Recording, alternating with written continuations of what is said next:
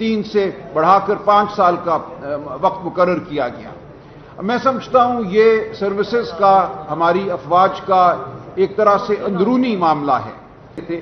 بہرحال یہ ایک واقعہ ہے جو ہو گیا، ہم اس کے ساتھ آگے بڑھیں گے۔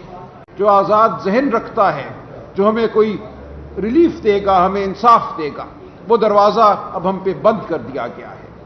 اب اگر میں اٹھا لیا جاتا ہوں، آپ اٹھا لیے جاتے ہیں، تو ہمارا حشر وہی ہوگا جو انتظار پنجوتا کا ہوا، وہی خوفزدہ چہرہ، وہی پتھرائی ہوئی آنکھیں، وہی سہما ہوا تو کیا یہ ہے ہمارا مستقبل؟ کیا ہم پاکستانی اس لیے پاکستان میں ہیں؟ کیا اس ملک کا وجود اس لیے آیا تھا کہ آپ اور میں بھیڑ بکریوں کی سی زندگی گزاریں، چونٹیوں کی سی زندگی گزاریں؟